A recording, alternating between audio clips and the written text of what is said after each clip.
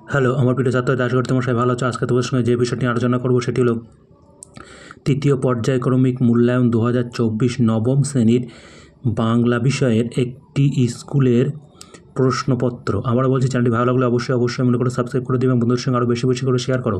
প্রশ্নটি কিন্তু এইমাত্র হাতে পেলাম, অবশ্যই তোমাদের সঙ্গে শেয়ার করছি। শুধুমাত্র প্রশ্নটি সঠিক উত্তরটি বেছে নিয়ে পুনরায় লেখো। বিপাকে ভবন ছাড়ি প্রজা ছিল রর। এখানে রর শব্দের অর্থ দৌড়ানো, লুকানো, লুকিয়ে পড়া, বসে পড়া, হাঁটতে থাকা। কলিঙ্গবাসী স্মরণ করেছিল বশিষ্ঠ মুনিকে, আল্লাহকে, কশ্যপ মুনিকে, জৈমিনী মুনিকে। অঞ্জলি দেওয়ার সময় শকুন্তলার আংটি হারিয়ে গিয়েছিল শচী তীর্থে, গঙ্গার ঘাটে, জঙ্গল, পুকুর পাড়ে। আজ আমার সংস্কার চলবে কিভাবে? এই বক্তা হলেন রাজশালক ধীবর জানক প্রহরী। শীতের জন্য মজুত রাখতে হতো যথেষ্ট খড়, খাদ্যশস্য, ভেড়ার লোম, জল।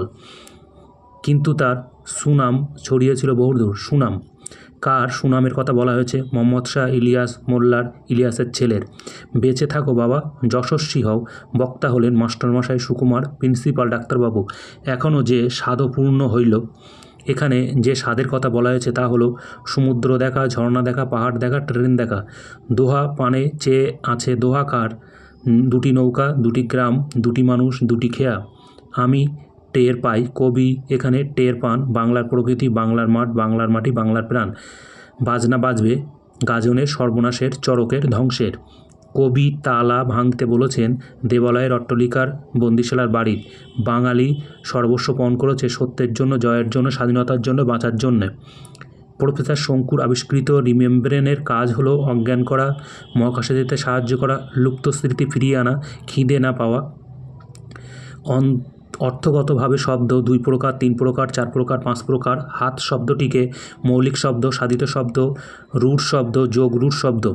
একটি ধন্যাত্মক শব্দের উদাহরণ হলো কাজকর্ম, হাহা, দিনরাত, চাটা। পরিশ্রমী ছেলে, এখানে পরিশ্রমী শব্দটি বিশেষ্য, বিশেষণ, সর্বনাম, অব্যয়।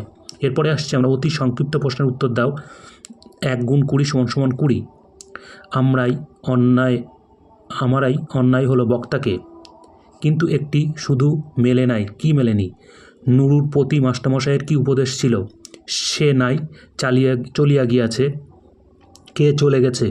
প্রসন্ন মনে দোকানে ফিরিয়া গেলেন। কে দোকানে ফিরে গেলেন? আমার ব্যামো হয় না। কার ব্যামো হয় না? শোভন কত বছর বাড়ির বাইরে ছিল? সোমেশের সঙ্গে শোভনের কোন বিষয়ে সাদৃশ্য ছিল? ছেলে বাড়ি ফিরে এসেছিল কেন? শ্মশানের বুকে কি রোপণ করা হয়েছে? চতুরঙ্গ কি? কবি কিভাবে তালা ভাঙতে বলেছেন? হীন তথ্যটি কি ছিল? প্লেটোর দোরগোড়ায় কি লেখা ছিল? মাস্টারমশাই নিজে কিসের ছাত্র ছিলেন? বাবার কোন কথা শঙ্কুর মনে রেখাপাত করেছিল? একটি ঘটমান বর্তমানকালের উদাহরণ দাও। একটি পূরণবাচক বিশেষ্যের উদাহরণ দাও। একটি সমষ্টিবাচক বিশেষ্যের উদাহরণ দাও। রাস শব্দ কাকে বলে? যে কোনো 2টি প্রশ্নের উত্তর দাও। এখন সে স্বাদও পূর্ণ হইল। বক্তাকে কোন স্বাদ পূর্ণ হলো? রাধারানীকে অপরিচিত পুরুষটি কীভাবে সাহায্য করেছিল? এ লজ্জা আমি কোথায় রাখব? আমিকে বক্তার লজ্জিত হওয়ার কারণ কী ছিল?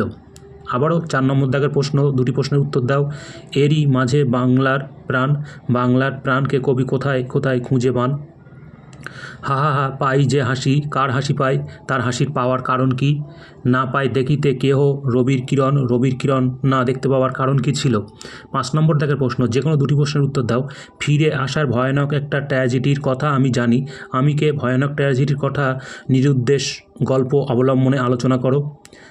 দুর্দান্ত চন্দ্রনাথের আঘাতে সমস্ত স্কুলটা চঞ্চল বিক্ষুব্ধ হইয়া উঠিয়াছে। চন্দ্রনাথ স্কুলে কীভাবে আঘাত করেছিল? কেন সে এইভাবে আঘাত করেছিল? এদেশে স্ত্রী লোকেরা যোগ দেখিয়া ভয় পায় না। তারা যোগকে ভয় পায় না কেন?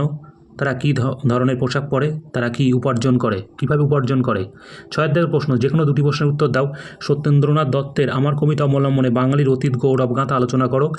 ভাঙার গান কবিতায় কবির বিদ্রোহী মনোভাবে যে পরিচয় পাওয়া যায় তা নিজের ভাষায় লেখো। এই খেয়া চিরদিন চলে নদীর স্রোতে। এই খেয়া বলতে কি বোঝানো হয়েছে? চিরদিন চলে নদীর স্রোতে বলার তাৎপর্য বুঝিয়ে লেখো। 7 নম্বর দাগের প্রশ্ন, যে কোনো একটি প্রশ্নের উত্তর দাও। আমি বুঝলাম বাবা স্বর্ণপণির কথা বলছে। স্বর্ণপণি কি? এই গল্পে তার উপযোগিতা কিভাবে প্রমাণিত হয়েছে? যারা দরিদ্র, যারা নিরক্ষর, যারা মাথা উঁচু করে চলতে পারে না, তাদের কথা ভুলিস না বক্তাকে। স্বর্ণপণি গল্পটির পড়ে বক্তাকে তোমার কেমন মানুষ বলে মনে হয়েছিল? নেক্সট প্রশ্ন 8 নম্বর দাগের ভাব সম্প্রসারণ করো। রাতে যদি সূর্য শোকে ঝরে অশ্রুধারা, সূর্য নাই ফেরে শুধু ব্যর্থ হয় তারা, অথবা ধর্মের নামে মোহ এসে যারে ধরে, অন্ধ সেজন মারে আর শুধু মরে। 9 নম্বর দাগে যে কোনো একটি বিষয়ে প্রবন্ধ রচনা করো। পরিবেশ উন্নয়নে ছাত্রছাত্রীদের ভূমিকা, জনসাধারণের মধ্যে বিজ্ঞান চেতনার প্রসার, বিদ্যালয়ের মান উন্নয়নে ছাত্রছাত্রীদের দায়িত্ব ও কর্তব্য। এই ছিল নবম শ্রেণীর বাংলা বিষয়ের 2024-এর তৃতীয় পর্যায়ক্রমিক মূল্যায়নের প্রশ্ন। আবার বলছি, চ্যানেলটি ভালো লাগলে অবশ্যই মনে করে সাবস্ক্রাইব করে দিও, বন্ধুদের সঙ্গে শেয়ার করো। ক্লাস ধরে সাবজেক্ট ধরে পরপরও কিন্তু আবার এরকম টাইপের ভিডিও আসতে চলেছে। ভালো থেকো, ধন্যবাদ।